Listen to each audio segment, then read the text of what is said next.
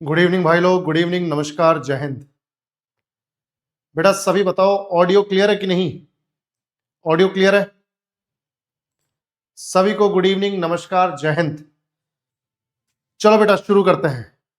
कानिज फातिमा खान, बेटा साइंस की क्लासेस अलग है, इस बैच में जीके है। जीके का मतलब geography, history, polity, economics, static GK. इस बैच में ये सारी चीजें होंगी, ठीक है। जनरल साइंस का बैच अलग होता है। चलो बेटा शुरू करते हैं। एटीएम बैच में सस्टेनेबल डेवलपमेंट स्कीम्स में हमारा लास्ट टॉपिक, लास्ट टॉपिक का पार्ट 1। कल एक और पार्ट आएगा, पार्ट 2। उसके बाद ये स्कीम्स वाला सेक्शन ही खत्म। ठीक है भाई, सभी को गुड इवनिंग, नमस्कार, जय हिंद। और जो भी बच्चे हमारे ऐसे हैं जो डायरेक्टली एटीएम बैच से जुड़े हैं, थ्योरी नहीं पढ़ रखी, कभी नहीं पढ़ी और बहुत वीक है, उन्हें लग रहा है कि एटीएम बैच से एग्जाम क्लियर होने वाला है। क्लियर हो तो सकता है, पर एफर्ट्स बहुत ज्यादा लगाने पड़ेंगे, क्योंकि इतने सारे क्वेश्चंस हैं topic wise, subject wise. Questions कैसे याद रखोगे, कंटेंट कैसे याद रखोगे? अगर फाउंडेशन पढ़ लेते हो, थ्योरी पढ़ लेते हो, तो बच्चों फिर क्वेश्चन की लैंग्वेज कुछ भी हो, क्वेश्चन का लेवल कुछ भी हो, फिर कोई दिक्कत नहीं है। तो अगर कोई डायरेक्टली एटीएम से जुड़ा है तो मैं आप सबको बता दूं कि थोड़ी मुश्किल होगी, आपको क्लियर तो कर लोगे, थोड़ी मुश्किल होगी। और थ्योरी में सवाल ऐसा होगा कि कहीं से भी तुम पढ़ के जाओगे, कुछ भी पढ़ के जाओगे, कैसा भी सवाल आ जाए, मस्त अटेम्प्ट हो जाएगा। तो अगर आपको लगता है कि आपकी थ्योरी कमजोर है 1% भी, तो बिना रिस्क लिए आराम से इस बैच से जुड़ के अपनी नींव को मजबूत करो, फाउंडेशन को मजबूत करो, और उसके बाद आगे बढ़ो। एटीएम बैच में अटेम्प्ट करने में भी मजा आएगा। पहला क्वेश्चन आप सबके सामने, what is the full form of JNNURM? JNNURM का पूर्ण रूप क्या है? आज जितनी भी स्कीम्स लेकर आया हूं, ये सस्टेनेबल डेवलपमेंट से रिलेटेड है। सतत पोषणीय विकास। सतत पोषणीय विकास का मतलब होता है बच्चों कि हमारे आसपास, हमारे समाज में, हमारे वायुमंडल में, हमारे अर्थ पर जितने भी रिसोर्सेज हैं, जितने भी संसाधन हैं, उनका इस तरीके से इस्तेमाल करना चाहिए कि यार हमारी जरूरतें तो पूरी हो ही जाएं, और जो हमारी आने वाली पीढ़ियां हैं उनकी भी जरूरतें पूरी हो जाएं। तो संसाधनों का बड़ा सोच समझ के इस्तेमाल करना जरूरी है, ताकि हमारी भी नीड्स पूरी हो और आने वाली जनरेशन की भी नीड्स पूरी हो। ऐसा नहीं होना चाहिए कि सारे संसाधनों की ऐसी तैसी हमने ही कर दी और उनके लिए कुछ नहीं बचा। कल को गाली देंगे, साले बाप दादा कैसे थे, ससुरे सबके सब यूज करके चले गए, हमारे पास कुछ नहीं छोड़ा।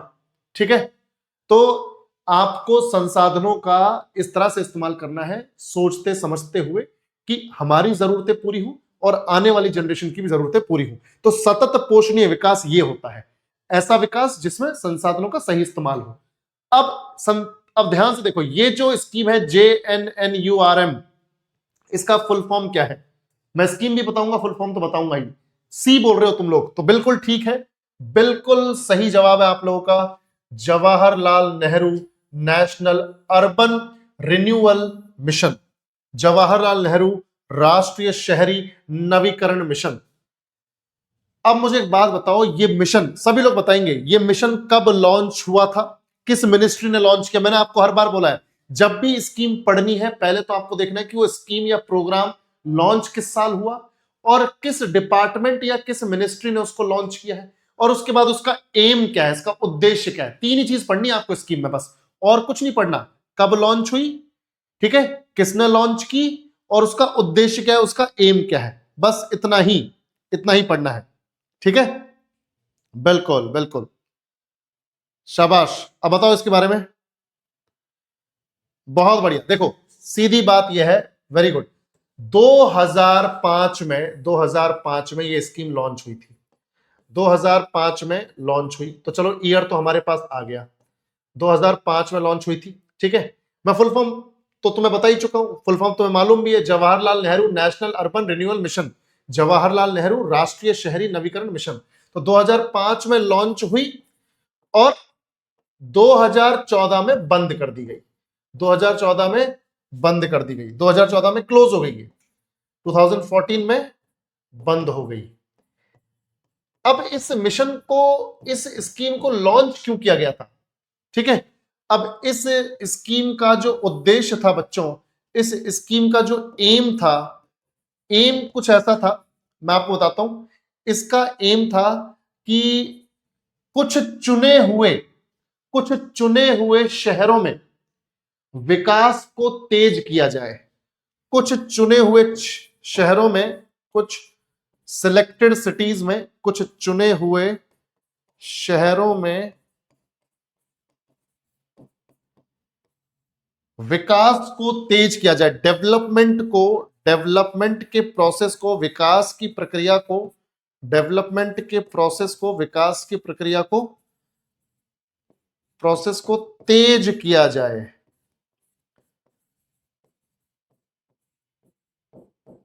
तेज किया जाए।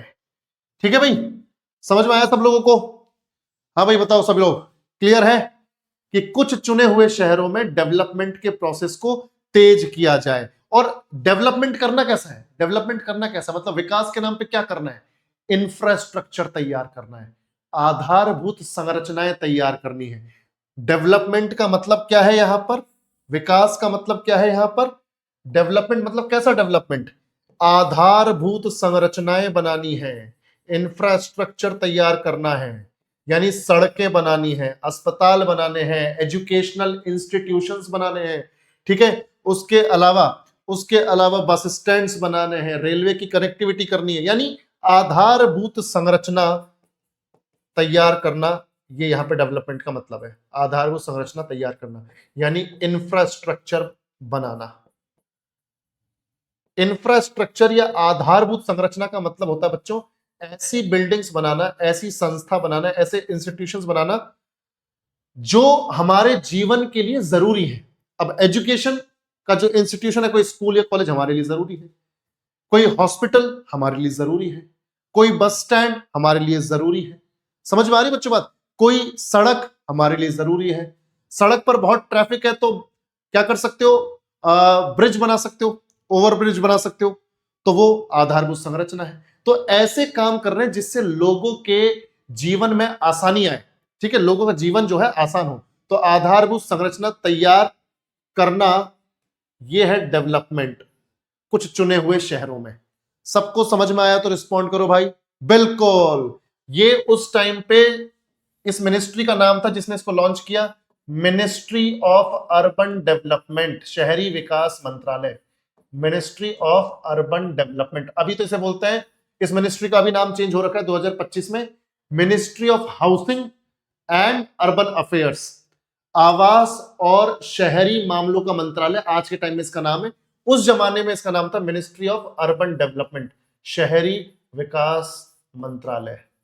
ठीक है, शहरी विकास मंत्रालय, उस टाइम पे ये नाम था। आपको उसी टाइम का नाम याद रखना है, शहरी विकास मंत्रालय, शहरी विकास मंत्रालय। उम्मीद करता हूं कि आपको समझ में आया होगा पहली स्कीम। ठीक है, चलो आगे बढ़ा जाए।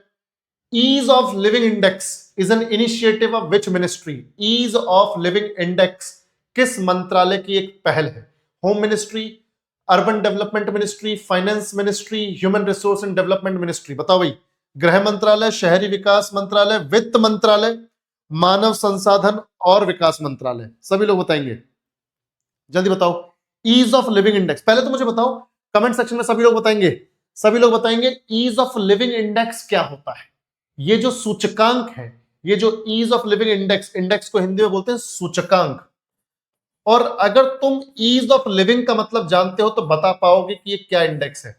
ईज ऑफ लिविंग मतलब कि जीना कितना आसान हो सकता है, यानी जीवन जीने के लिए चीजों को आसान बनाना। ईज ऑफ लिविंग यानी सारी चीजें बिल्कुल रहने लायक है, जीने लायक है आसपास। बताओ भाई, ईज ऑफ लिविंग इंडेक्स कौन सी मिनिस्ट्री इसको रिलीज करती है ना? किसने इसको शुरू किया और ये होता क्या है ईज ऑफ लिविंग इंडेक्स? बताओ बताओ।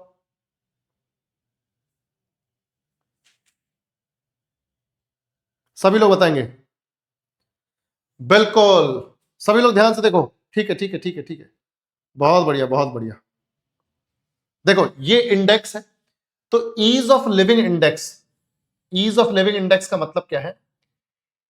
एक ऐसा सूचकांक, एक ऐसा सूचकांक या कहो एक ऐसी रिपोर्ट है ये, ठीक है, एक ऐसा सूचकांक, एक ऐसी रिपोर्ट है, एक ऐसा सूचकांक जो जीवन की गुणवत्ता को मापता हो, जीवन की गुणवत्ता को मापता हो, क्वालिटी ऑफ लाइफ को मेजर करता है।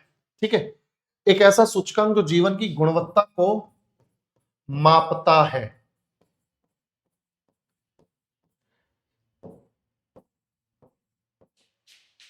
यह इंडेक्स चार आधारों पर क्वालिटी ऑफ लाइफ को मापता है।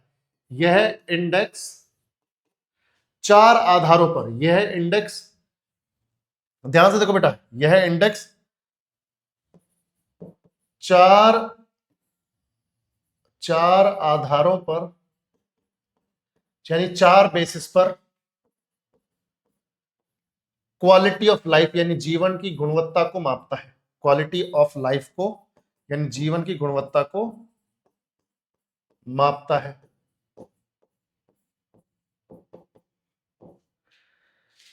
भाई कौन से वो चार आधार हैं जिनको देखकर, जिनके आधार पर यह कहा जाता है कि भाई यहां पे जीवन जीना आसान है।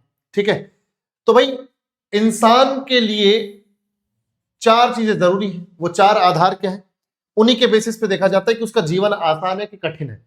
जैसे एक तो समाज, यानी जिस समाज में आप रह रहे हो वो समाज कैसा है। दूसरा, जिस अर्थव्यवस्था में आप रह रहे हो, यानी जिस तरह की आर्थिक व्यवस्था आपके आसपास है वो कैसी है। तो आर्थिक व्यवस्था या आर्थिक स्थिति, आर्थिक स्थिति, ठीक है, यानी जहां पर आप रह रहे हो उस इलाके की आर्थिक स्थिति कैसी है, या फिर आपकी आर्थिक स्थिति कैसी उस इलाके में। उसके अलावा समाज हो गया, आर्थिक हो गया, पर्यावरण, आप जहां रह रहे हो वहां का पर्यावरण कैसा है। ऐसा तो नहीं कि आप बहुत ही ज्यादा प्रदूषित इलाके में रह रहे हो। ठीक है, तो वहां अब तुम प्रदूषित इलाके में रह रहे हो, अब कल को साला तुम दिल्ली में रह रहे हो और तुम बोलो अरे मौज में रह रहे हैं, सब कुछ एकदम साफ सुथरा है। सबको मालूम है साला दिल्ली का क्या हाल है, मैं खुद दिल्ली छोड़ के आया हूं 2007 से लेके मैं दिल्ली में था 2024 तक, 2024 सितंबर, मैं सितंबर में छोड़ के आया हूं 2007 से 24। बिल्कुल रहने लायक नहीं है, मरना है तो दिल्ली जाना। मजबूरी में लोग बेचारे जा रखे हैं वहां पे क्योंकि उनका काम धंधा है वहां पर अगर कोई बच सकता है वहां से निकल सकता है तो उसे निकल जाना चाहिए। ठीक है भाई, तो यानी समाज कैसा है जहां पे आप रह रहे हो वहां पे, आर्थिक स्थिति कैसी है, ठीक है, पर्यावरण कैसा है यानी एनवायरमेंट कैसा है, और फाइनली फाइनली कल्चर कैसा है, संस्कृति कैसी है, कल्चर कैसा है। इन चार आधारों पर देखा जाता है कि अगर आप इनके साथ कंफर्टेबल हो, इनके साथ आप कंफर्टेबल हो तो आप जो है बढ़िया लाइफ जी रहे हो। समझ में आ रही बच्चों बात? बिल्कुल। तो यहां पर समाज, आर्थिक स्थिति, पर्यावरण और कल्चर के आधार पर जीवन की गुणवत्ता को देखा जाता है। ठीक है, समाज बहुत बढ़िया है, आसपास जो है ठीक ठाक लोग हैं, ओपन माइंडेड लोग हैं, या थोड़े ऐसे लोग हैं जो थोड़ा कल्चर को भी फॉलो कर रहे हैं, थोड़ा सा अपना बोल्ड भी हो रहे हैं जहां पे बोल्ड होने की जरूरत है। आर्थिक स्थिति ठीक ठाक है, ना बहुत ज्यादा पॉश एरिया में रह रहे हो ना झुग्गी झोपड़ी में रह रहे हो, और पर्यावरण साफ सुथरा है, कोई दिक्कत नहीं। अगर ऐसी सिचुएशन है तो आप मोस्ट लिवेबल प्लेस में रह रहे हो, मतलब जो सबसे बढ़िया जीने की रहने की जगह है वहां पर हो आप। तो ईज ऑफ इंडेक्स आपके जीवन की गुणवत्ता को मापता है इन चार आधारों पर। और अगर मैं कहूं हर साल ये ईज ऑफ लिविंग इंडेक्स निकलता है। 2024 में 2024 में जो ईज ऑफ लिविंग इंडेक्स की रिपोर्ट आई, ईज ऑफ लिविंग इंडेक्स का जो रिपोर्ट आई, तो उसमें बेंगलोर को या बेंगलुरु को मोस्ट लिवेबल सिटी कहा गया। यानी सबसे बढ़िया सिटी अगर रहने के लिए कोई है तो वो कौन सी जगह है? बेंगलुरु। ठीक है भाई, बिल्कुल ध्यान से देखो, बेंगलुरु। तो Bengaluru most livable city, most livable city. ठीक है भाई, मोस्ट लिवेबल सिटी। समझ में आया सब लोगों को? तो ईज ऑफ लिविंग इंडेक्स किस मंत्रालय की पहल है? एक बार मुझे यह और बता दो कि कब इसको लॉन्च किया गया है। जल्दी से मुझे यह और बता दो, मैं जरा पानी पी लूं। जल्दी जल्दी कमेंट सेक्शन में बताओ। बिल्कुल,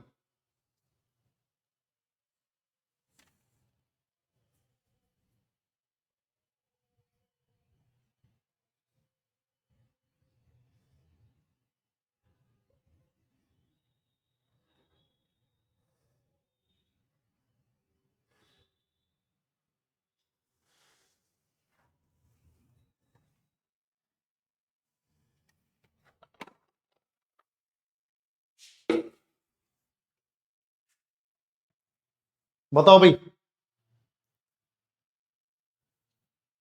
सेकंड भी बता दीजिए सर। जनवरी 2018 में लॉन्च हुई है क्या सर? ये बिल्कुल बिल्कुल बिल्कुल, ये 2018 में ही लॉन्च हुई है। ठीक है, 2018 में ही ईज ऑफ लिविंग इंडेक्स को हमारी कौन सी मंत्रालय ने, कौन से मंत्रालय ने? अर्बन डेवलपमेंट मिनिस्ट्री ने लॉन्च किया है। ठीक है, शहरी विकास मंत्रालय ने ही इसको लॉन्च किया है 2018 में। कब लॉन्च किया? 2018 में लॉन्च। वेरी गुड, 2018 में। ठीक है भाई, चलो बिल्कुल। तो ये याद रखना, मोस्ट लिवेबल सिटी कौन सी है भाई? सबसे ज्यादा बढ़िया रहने योग्य जगह कौन सी है? बेंगलुरु। बेंगलुरु के बाद आई गेस अहमदाबाद है, जहां तक मुझे याद आ रहा है, मैं गलत भी हो सकता हूं, पर मुझे बेंगलुरु अच्छे से याद है। आपको ये वाली सिटी याद रखनी है, बेंगलुरु। सेकंड नंबर पे मे भी अहमदाबाद है, एक बार चेक कर लेना, अगर सेकंड वाली भी तुम्हें याद रखनी हो तो। मैं श्योर नहीं हूं, इसलिए मैं तुम्हें स्टेटमेंट ऐसे दूंगा नहीं। Next, national rural livelihood mission launched with the help of which one of the following? राष्ट्रीय ग्रामीण आजीविका मिशन निम्नलिखित में से किसकी सहायता से शुरू किया गया? हम ऑलरेडी इस स्कीम को पढ़ चुके हैं, नेशनल रूरल लाइवलीहुड मिशन, पर यह नहीं पढ़ा था कि कौन सी संस्था की मदद से इसको लॉन्च किया जा रहा है। तो ये क्वेश्चन मैं यहां पर लेके आ गया हूं। ठीक है, बताओ भाई। नेशनल रूरल लाइवलीहुड मिशन, राष्ट्रीय ग्रामीण आजीविका मिशन, बताओ किसकी मदद से? अगर किसी को आइडिया है तो बताओ, आइडिया है तो बताओ, कोई दिक्कत नहीं, बताओ बेटा। सभी लोग बताएंगे? बिल्कुल। देखो भाई, ये जो स्कीम है ना, नेशनल रूरल लाइवलीहुड मिशन, राष्ट्रीय ग्रामीण आजीविका मिशन, इसे शॉर्ट में तो बोलते हैं NRLM। क्या बोलते हैं? NRLM, NRLM। और इसका पूरा नाम हो जाता है दीनदयाल, दीनदयाल, दीनदयाल अंत्योदय, अंत्योदय योजना राष्ट्रीय ग्रामीण आजीविका मिशन। तो इसका पूरा नाम हो जाता है ये। अच्छा, याद रखना, ये जो मिशन है, ये जो मिशन है, ये 2011 में लॉन्च हुआ, 2011 में लॉन्च हुआ। ठीक है, और इसको लॉन्च किया क्योंकि देखो यार, ग्रामीण ग्रामीण क्षेत्र से रिलेटेड है, गांव वाले क्षेत्र से रिलेटेड है। तो हमारा शहरी मंत्रालय अलग होता है और ग्रामीण विकास का मंत्रालय अलग होता है। तो इसको लॉन्च किसने किया होगा? अगर ग्रामीण की बात हो रही है, गांव की बात हो रही है, तो 2011 में लॉन्च किसने किया? मिनिस्ट्री ऑफ रूरल डेवलपमेंट ने, ग्रामीण विकास मंत्रालय ने, मिनिस्ट्री ऑफ रूरल डेवलपमेंट ने इसको लॉन्च किया 2011 में। Ministry of rural development, ministry of rural development यानी ग्रामीण विकास मंत्रालय द्वारा लॉन्च, ग्रामीण विकास मंत्रालय द्वारा लॉन्च हुई है। ठीक है भाई, और इसमें बेसिकली है क्या? देखो, रूरल डेवलपमेंट, देखो, रूरल लाइवलीहुड मिशन, ग्रामीण आजीविका मिशन, यानी अगर अगर ऐसा कोई मिशन आया है जिसमें ग्रामीण आजीविका यानी गांव में जो लोग रह रहे हैं उसको सुधारना है, तो भाई इसको क्या बोलेंगे कि उनकी, भाई देखो, अगर वो जिस तरीके से रह रहे हैं अगर उसको इंप्रूव करना है, मतलब उनकी रहने की जो क्वालिटी है, उनकी जो जीवन की जो क्वालिटी है, गुणवत्ता है उनकी जिंदगी की, उसको सुधारना, उसको इंप्रूव करना। तो ग्रामीण आजीविका मिशन का उद्देश्य ही यही है। एम क्या है उसका? एम यह है कि ग्रामीण क्षेत्रों में जो लोग रह रहे हैं, ग्रामीण लोग जो हैं, उनके जीवन स्तर को इंप्रूव करना, उनके लिविंग स्टैंडर्ड्स को सुधारना। ठीक है, ताकि उनको भी वो बेसिक सुविधाएं मिले जिनकी उनको जरूरत है। ठीक है, तो याद रखो, ग्रामीण क्षेत्रों में रह रहे गरीब लोगों के जीवन स्तर को सुधारना, यानी उनके लिविंग स्टैंडर्ड्स को या उनकी जो क्वालिटी ऑफ लाइफ है उसको इंप्रूव करना। ग्रामीण क्षेत्रों में रह रहे गरीब लोगों के जीवन को, गरीब लोगों के जीवन स्तर को या जीवन को सुधारना। ठीक है, अब जीवन कैसे सुधरेगा भाई, कैसे सुधारना है जीवन? उनको उनकी वित्तीय सहायता करके, उनको फाइनेंशियल मदद देकर, है ना, उनकी वित्तीय सहायता करनी चाहिए, उनको फाइनेंशियल मदद देनी चाहिए, ताकि वो उस फाइनेंशियल मदद से, उस वित्तीय सहायता से अपना काम धंधा जमा सके और अपने लिए रोटी रोटी का जुगाड़ कर सकें। वित्तीय सहायता देना, ठीक है। उनके यहां पर निर्धनता निर्धनता को कम करना, गरीबी को दूर करना, निर्धनता को दूर करना यानी उनको रोजगार उपलब्ध करवाना, निर्धनता को दूर करना, उनके लिए एम्प्लॉयमेंट जनरेट करना, रोजगार देना।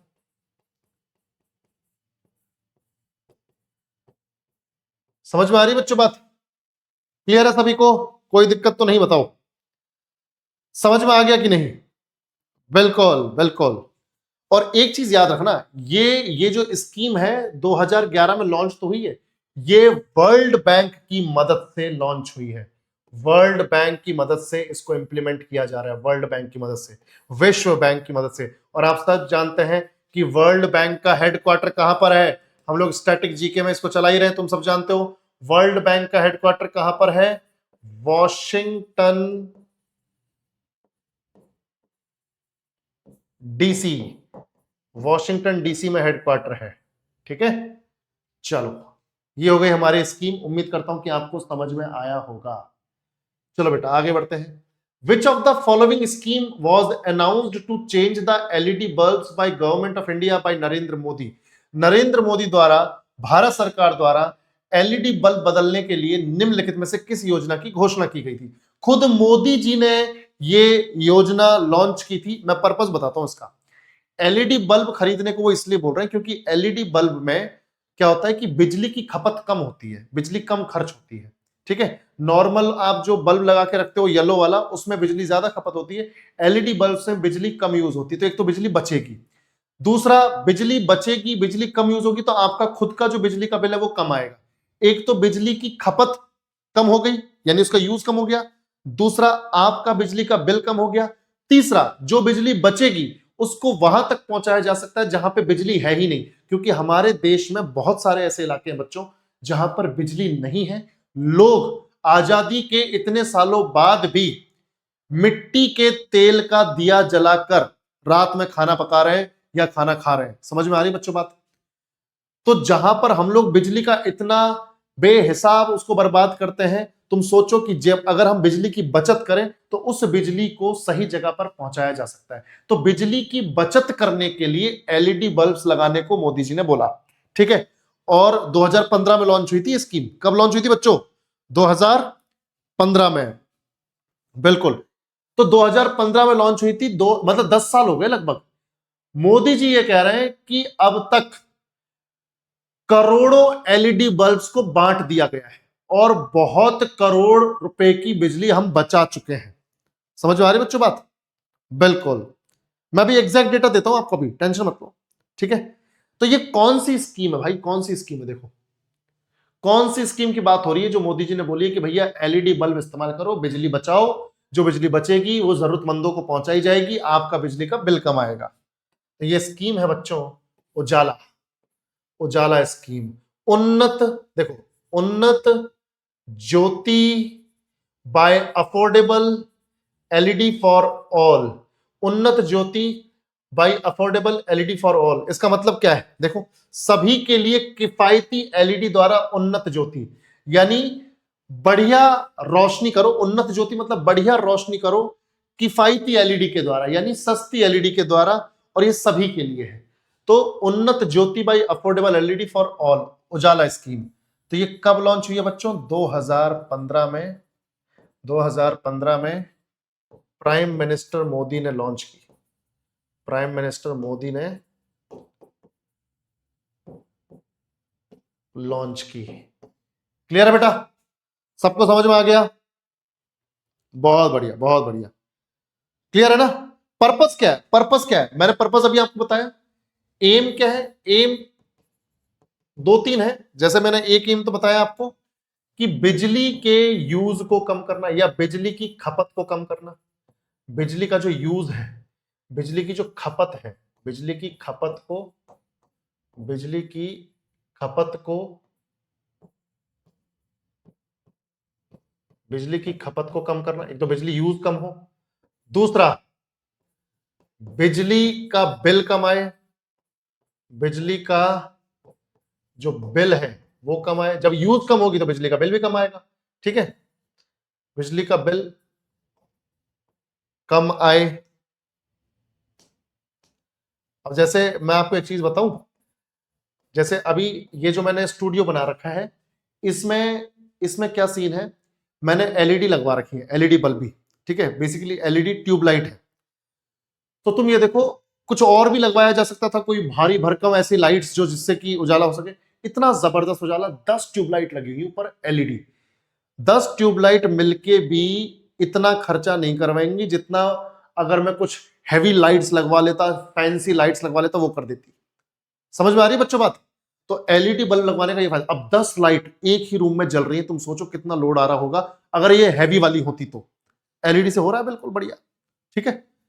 तो देखो, बिजली का बिल कम आए तो बिजली की खपत को कम करना, बिजली का बिल कम आए, और तीसरा बिजली उन लोगों तक पहुंच सके जिन तक अभी तक नहीं पहुंची, बिजली उन क्षेत्रों तक पहुंचे, बिजली उन क्षेत्रों तक पहुंच सके, बिजली उन क्षेत्रों तक पहुंच सके जहां अभी तक नहीं पहुंची। तो ये गोल है यार।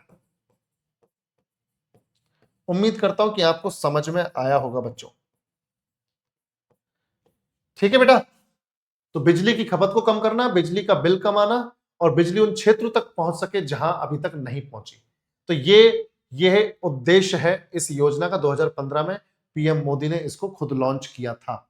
और मैं आपको बताता हूं, एक चीज मैं आपको बताता हूं, अभी तक 10 साल हो चुके हैं। 2015 में लॉन्च हुई थी, अभी 5 जनवरी को लॉन्च हुई थी। मैं एग्जैक्ट डेट भी बता देता हूं, 5 जनवरी को लॉन्च हुई थी। तो अभी 10 साल हो चुके हैं, और 10 साल में हमें यह पता चला है, अभी खुद इंफॉर्मेशन दी है सरकार ने, प्रेस इंफॉर्मेशन ब्यूरो सरकारी एक वेबसाइट है, वहां से डेटा ले रहा हूं मैं, कि अभी तक 36.87 करोड़ एलईडीज बांट चुके हैं 10 साल में, ठीक है भाई। 36.87 करोड़ एलईडीज डिस्ट्रीब्यूट की जा चुकी हैं सरकार की तरफ से।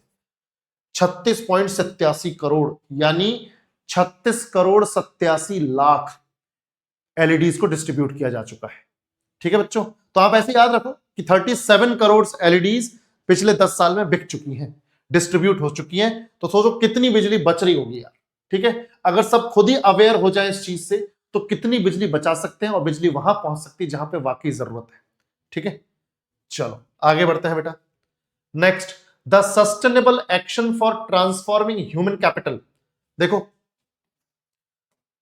सस्टेनेबल यानी सतत पोषणीय, एक्शन मतलब कदम, for transforming human capital.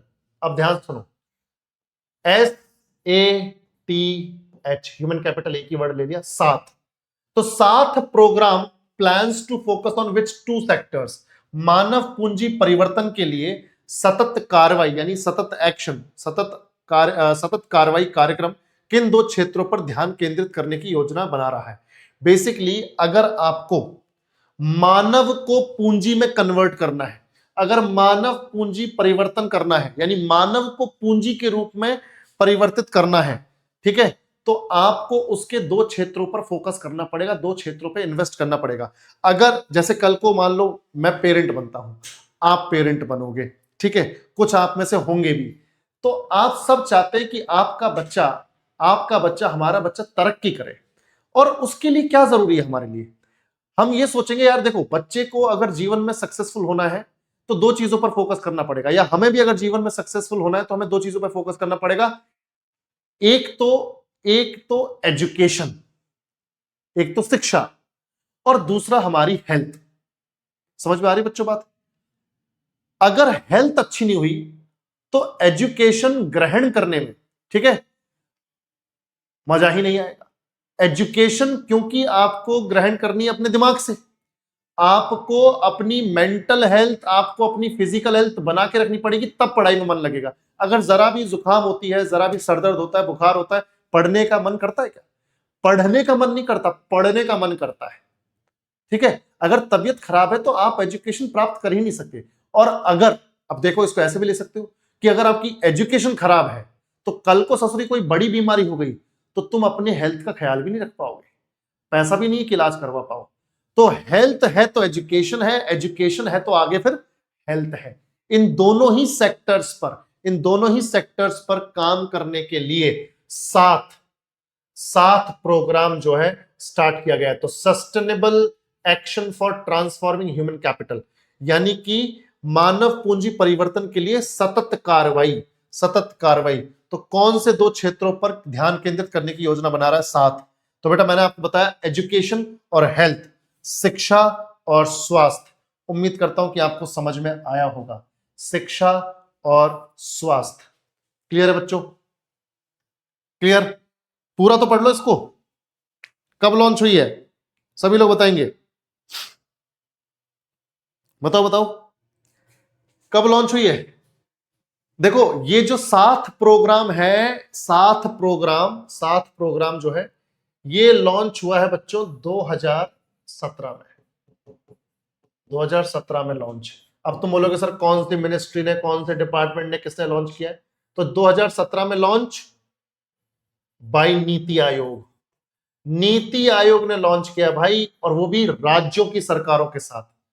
NITI Aayog ने लॉन्च किया है bye NITI Aayog with state governments, with राज्य सरकारें। तो राज्य सरकारों के साथ, विद राज्य सरकारें, राज्य सरकारों के साथ नीति आयोग ने शुरुआत किया है 7 प्रोग्राम। ठीक है, 7 राज्य सरकारों के साथ। और नीति आयोग तो आप सब जानते हो, नीति आयोग तो कब बनी है आप सब जानते हो।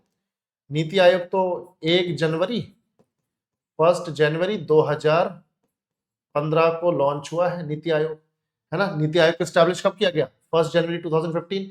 इस नीति आयोग ने योजना आयोग को रिप्लेस किया, याद है। और मैंने तुम्हें बताया था नीति आयोग सरकार को सलाह देती है, सरकार को नीतियां बनाने के लिए। सरकार को अगर कोई नीति बनानी, कोई पॉलिसी बनानी है, या जनता के लिए कोई स्कीम लानी है, योजना लानी है, तो सरकार डिस्कस करती है नीति आयोग से। नीति आयोग बताती है कि कैसी योजना होनी चाहिए, जनता को इससे क्या फायदा होगा, और इसे किस तरह से इंप्लीमेंट किया जाना चाहिए, लोगों के ऊपर किस तरह से लागू किया जाना चाहिए। ठीक है बेटा, तो नीति आयोग ने राज्य सरकारों के साथ मिलकर 2017 में इसको लॉन्च किया है। और ध्यान से सुनना बेटा, 3 ऐसे राज्य चुने हैं जहां के एजुकेशन सेक्टर को देश भर के लिए रोल मॉडल के तौर पर देखा जाएगा। 3 राज्यों का चुनाव किया गया है, 3 राज्यों का चुनाव किया गया है 7 प्रोग्राम में। 3 राज्यों का चुनाव किया गया है। याद रखना, बहुत इंपॉर्टेंट फैक्ट बता रहा हूं, यह पूछा जा सकता है आपसे। 3 राज्यों का चुनाव किया गया है, उन्हें शिक्षा के क्षेत्र में, शिक्षा कौन सी? स्कूली शिक्षा, स्कूली शिक्षा के क्षेत्र में, स्कूली शिक्षा के क्षेत्र में रोल मॉडल के तौर पे दिखाने के लिए। मतलब राज्य जितने भी हमारे स्टेट्स हैं, यूनियन टेरिटरीज हैं, वो इंस्पायर हो पाएंगी इन 3 राज्यों की स्कूली शिक्षा को देखकर कि यार इन 3 राज्यों जैसी स्कूली शिक्षा हमें भी प्रदान करनी है हमारे राज्य के बच्चों को। तो 3 राज्यों का चुनाव किया गया उन्हें शिक्षा के क्षेत्र में रोल मॉडल के तौर पर सेट करने के लिए, रोल मॉडल के तौर पर सेट करने के लिए। अब ये कौन कौन से राज्य हैं मैं आपको बताता हूं। 3 राज्यों के नाम आपको याद रखने, एक तो झारखंड, एक तो झारखंड, झारखंड, दूसरा ओडिशा, और तीसरा मध्य प्रदेश, एमपी।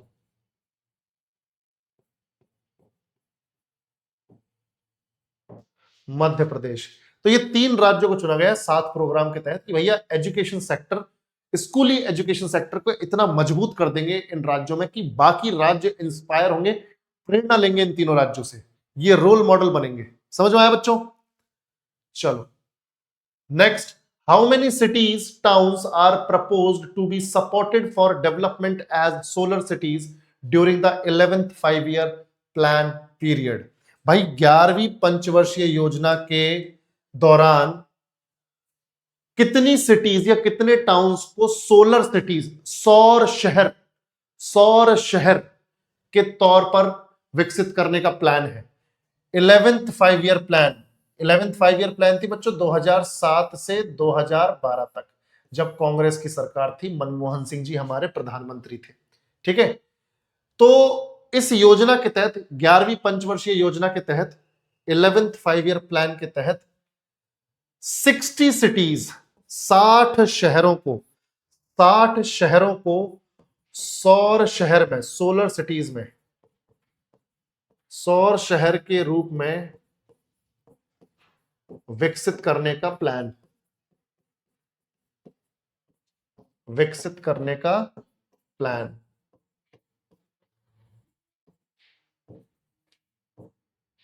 ठीक है बच्चों, सौर शहर के रूप में विकसित करने का प्लान 60 शहरों को। ये शहर, जैसे मैं आपको दो तीन एग्जांपल देता हूं, जैसे दिल्ली का जो नॉर्थ दिल्ली वाला एरिया है, छत्तीसगढ़ की कैपिटल रायपुर, चंडीगढ़। ठीक है, तो ये कुछ ऐसे शहर हैं जिनको सौर शहर बनाने की एक तरीके से मुहिम चालू हुई 11th 5 ईयर प्लान में। ठीक है, सोलर सिटीज या सौर शहर का मतलब क्या है कि बिजली बनाने के लिए सौर ऊर्जा ही काफी रहेगी, फॉसिल फ्यूल्स पर यानी जीवाश्म ईंधनों पर हमें डिपेंडेंट रहने की जरूरत नहीं पड़ेगी। इसका मतलब क्या है? सौर शहर का मतलब है फॉसिल फ्यूल्स का इस्तेमाल कम करना, सौर शहर के रूप में विकसित करने का प्लान, ताकि फॉसिल फ्यूल्स का उपयोग कम हो सके, जीवाश्म ईंधनों का उपयोग कम हो सके। जैसे मैं आप सबको बता दूं, आज के टाइम में भारत में जो इलेक्ट्रिसिटी बनती है, बिजली जो बनती है, 70% बिजली, 70% ऑफ इलेक्ट्रिसिटी इन इंडिया ये कोयले की मदद से बनती है, कोल की मदद से बनती है, जो कि एक फॉसिल फ्यूल है। तो फॉसिल फ्यूल्स में 3 आ जाते हैं ना, आप सब पढ़ा हुआ है पहले भी। फॉसिल फ्यूल में एक तो कोयला, पेट्रोलियम यानी कच्चा तेल, क्रूड ऑयल भी बोलते हैं, एंड नेचुरल गैस यानी प्राकृतिक गैस। इन तीनों से अगर बिजली बन रही है, तो बोलते हैं भैया फॉसिल फ्यूल का इस्तेमाल हो रहा है बिजली बनाने के लिए। तो सौर शहर बना देंगे हम, सोलर सिटी बना देंगे, तो हमारी डिपेंडेंसी इनके ऊपर कम हो जाएगी। और ये तो ऐसे मिनरल्स हैं जो एक बार खत्म हो गए तो खत्म हो गए भाई, लाखों करोड़ों साल लगते हैं इनको बनने में। पर सौर ऊर्जा, पवन ऊर्जा, ज्वारीय ऊर्जा, भूतापीय ऊर्जा, जैविक ऊर्जा, ये सब बनाने में आपका कुछ नहीं जाता। आपके पास ये हमेशा रहने वाली है ये चीजें। ठीक है, ये हमेशा रहने वाली है, हवा हमेशा रहेगी, उसके बाद समुद्र हमेशा रहेंगे, आपके पास जो है सौर ऊर्जा हमेशा रहेगी। तो आप ऐसी चीजों को इस्तेमाल करो ना यार बिजली बनाने के लिए, जो कभी खत्म नहीं होंगी, जो खत्म हो जाएंगी उनको बचा के रखो नेक्स्ट जनरेशन के लिए। ठीक है, समझ में आया कि नहीं? क्या बोल रहे सर, इनके लिए बिजली पानी बचाएंगे हम? पिघल जाने तो ग्लेशियर्स को, डूब के मर जाने तो सालों को, है ना? छपरी जनरेशन आ रही है भाई, आगे छपरी जनरेशन आ रही है, खतरनाक जनरेशन आ रही है। बिल्कुल, तो ये कैसे हैं? ये नॉन रिन्यूएबल सोर्सेस हैं, गैर नवीकरणीय। ठीक है, समझ में आ गया?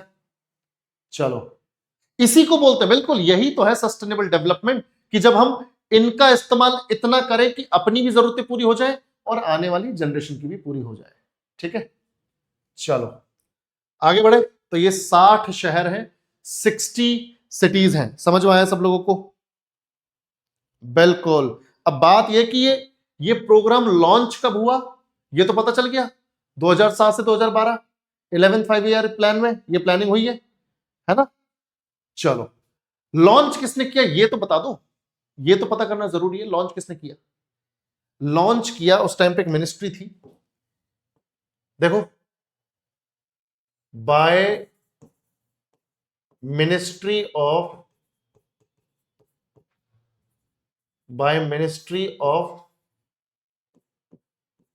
New and renewable energy.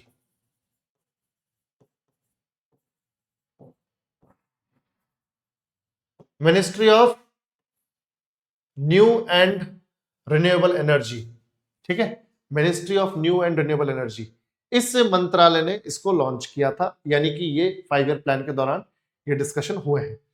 The full form of एनआरडीडब्ल्यूपी, एनआरडीडब्ल्यूपी का पूर्ण रूप क्या है? एनआरडीडब्ल्यूपी, जल्दी बताओ बेटा, इसके बाद 2 क्वेश्चन और बचे हुए हैं, जल्दी। एनआरडीडब्ल्यूपी सभी लोग बताएंगे कमेंट सेक्शन में, जल्दी। हाँ बताओ बताओ, सभी लोग बताएंगे भाई। हाँ बहुत बढ़िया बहुत बढ़िया, चलो हो गया, हो गया ना, बस ठीक है।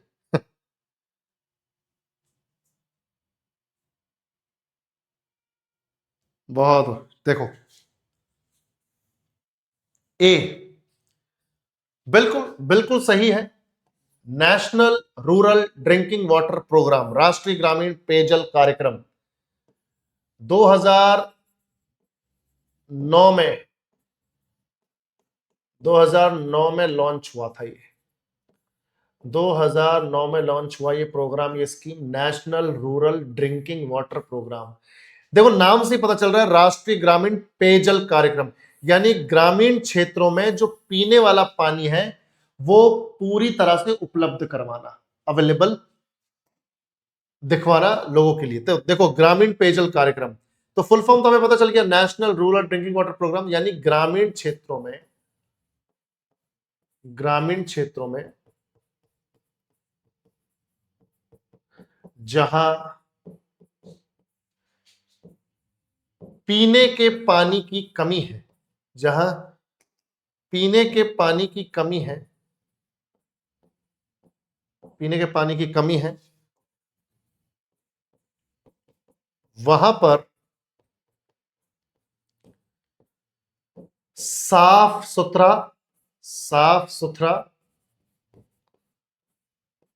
और सफिशिएंट मात्रा में, सफिशिएंट मात्रा में,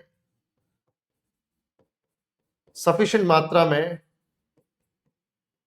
पेयजल यानी पीने वाला जल, पेयजल यानी पीने वाला जल, यानी ड्रिंकिंग वाटर उपलब्ध करवाना, उपलब्ध करवाना। जहां पीने का पानी तक नहीं होगा भाई, लोग सरवाइव कैसे करेंगे? कल को उनको माइग्रेट होना पड़ेगा, वहां से प्रवास करना पड़ेगा उनको। तो ग्रामीण क्षेत्रों में जहां पीने के पानी की समस्या है, कमी है, वहां पर साफ सुथरा और सफिशिएंट मात्रा में पेयजल उपलब्ध करवाना, ताकि लोगों को कम से कम प्यास की वजह से तो मरना ना पड़े।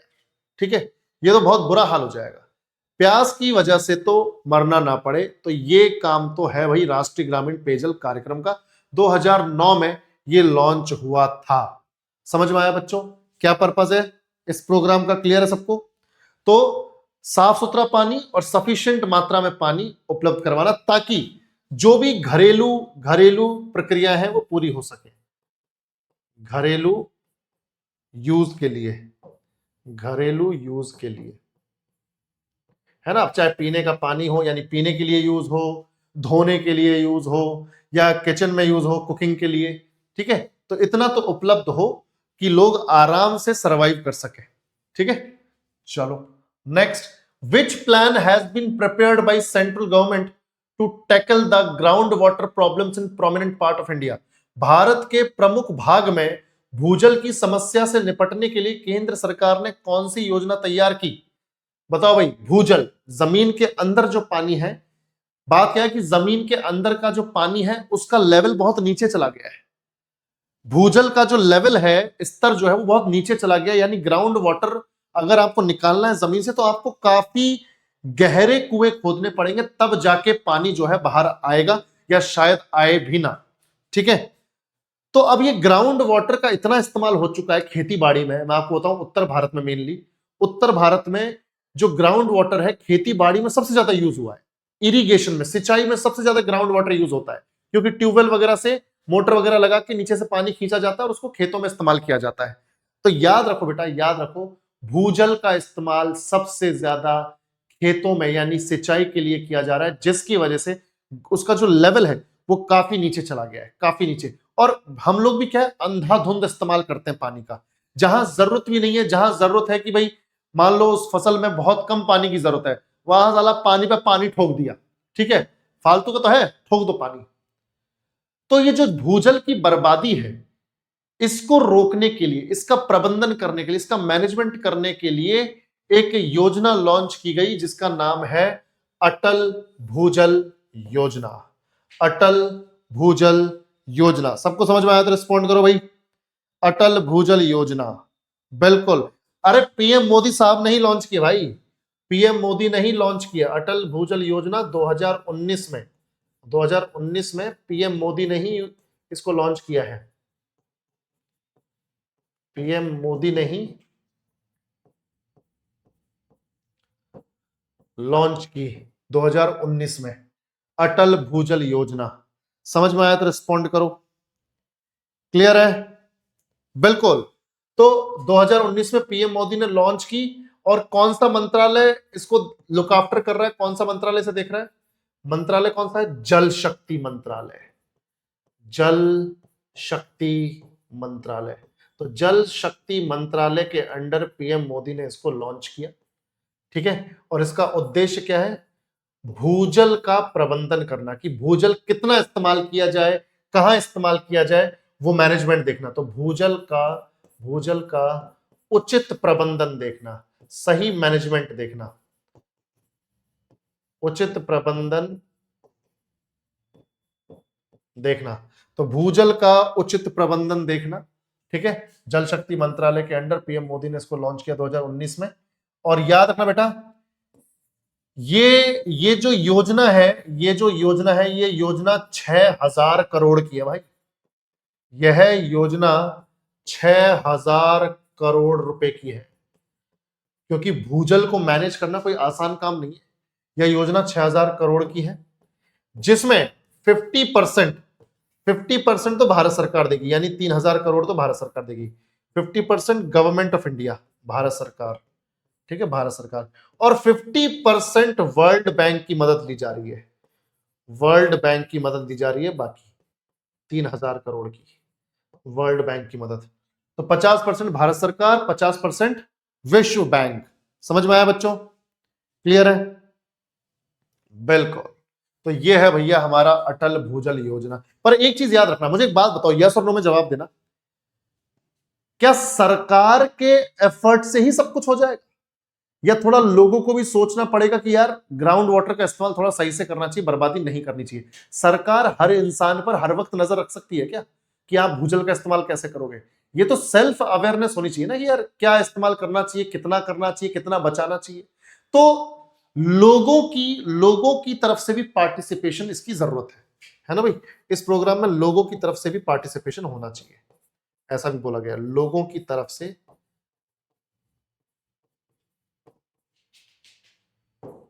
पार्टिसिपेशन होना चाहिए, पार्टिसिपेशन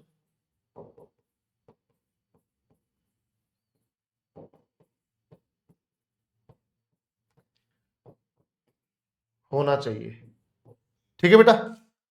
चलो next, the government of India with its flagship programme Swachh Bharat mission aims at, बताओ भाई, भारत सरकार अपने प्रमुख कार्यक्रम स्वच्छ भारत मिशन के साथ डैश का लक्ष्य रखती है। ये हम 2-3 बार कर चुके हैं, अब इसमें गड़बड़ नहीं होनी चाहिए। मुझे साफ साफ बताओ हमने क्या पढ़ा था इसमें, जल्दी बताओ, जल्दी। मैंने तुम्हें बताया भी था, अच्छे से बताया था कब लॉन्च हुई थी, याद है? मैंने तुम्हें बताया था स्वच्छ भारत मिशन कहो या क्लीन इंडिया मिशन कहो, 2 अक्टूबर यानी गांधी जी के जन्मदिन के दिन 2014 को, 2 अक्टूबर 2014 को महात्मा गांधी को ट्रिब्यूट दिया गया था, याद है? इस योजना को, इस मिशन को लॉन्च करके महात्मा गांधी को ट्रिब्यूट दिया गया, ठीक है। महात्मा गांधी को ट्रिब्यूट दिया गया, एक तरीके से सम्मान दिया गया, महात्मा गांधी को याद किया गया, ठीक है। महात्मा गांधी को ट्रिब्यूट दिया गया इस दिन स्वच्छ भारत अभियान के थ्रू। और इसका पर्पस क्या है? इसका पर्पस क्या है? Corruption free environment, pollution free environment, terror free environment, poverty free environment, pollution free environment, प्रदूषण मुक्त वातावरण, प्रदूषण मुक्त वातावरण, और खुले में शौच से परहेज करना, खुले में शौच से परहेज करना, है ना भाई। खुले में शौच से परहेज करना, प्रदूषण मुक्त वातावरण प्राप्त करना, सड़कों गलियों, है ना, स्ट्रीट्स, रोड को साफ सुथरा रखना, को साफ सुथरा रखना,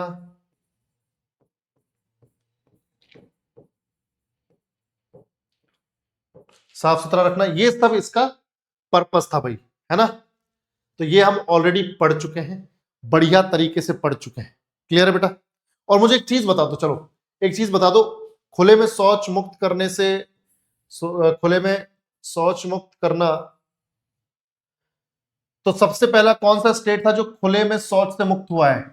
सबसे पहला state, first state to be free of open defecation, बताओ जल्दी जल्दी। मनीष बिल्कुल पूछो बेटा, बताओ कौन सा राज्य ओपन डेफिकेशन फ्री सबसे पहले हुआ?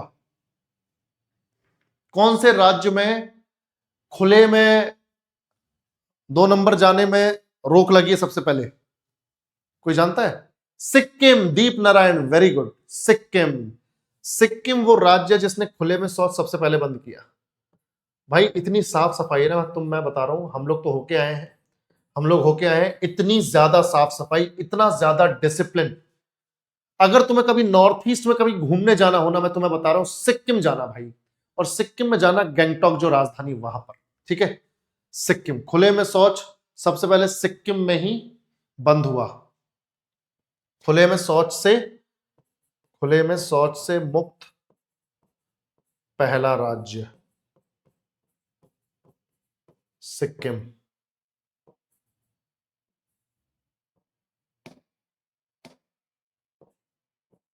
ठीक है भाई, चलो तो ये हमारा यहां पर हो गया। तो ये हमारा आज का सस्टेनेबल डेवलपमेंट वाला पार्ट हो गया। कल आएंगी और 8-9 स्कीम्स और बची हैं इसकी, वो और करके स्कीम्स वाला सेक्शन ही खत्म। फिर इकोनॉमिक्स में आगे बढ़ते हैं दूसरे चैप्टर्स की तरफ। ठीक है बेटा, अब तुम करो आराम। आज की क्लासेस हमारी खत्म हो गई सारी की सारी।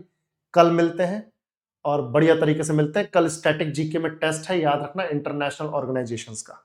ठीक है, चलो बेटा, good night, take care, bye bye. Manish एक बार बेटा यार, ये साहिल सर से पूछना यार, मेरे को इसके बारे में कम नॉलेज है यार, है ना, मेरे को इसके बारे में कम नॉलेज है। कट ऑफ वट ऑफ कितनी जाती है क्या है, एक बार साहिल सर से पूछना बेटा। बहुत बढ़िया साहिल, बहुत बढ़िया साहिल खरे। चलो, थैंक यू वंशिका बेटा, थैंक यू, प्लेजर प्लेजर। बिल्कुल सतीश, सारी इंटरनेशनल ऑर्गेनाइजेशन जो अब तक पढ़ी है, यूनेस्को तक जो पढ़ी है, वहां तक का टेस्ट होगा कल। ठीक है, पहले बता रहा हूं, पहले भी तुम्हें बताया जा चुका है। चलो गुड नाइट, टेक केयर।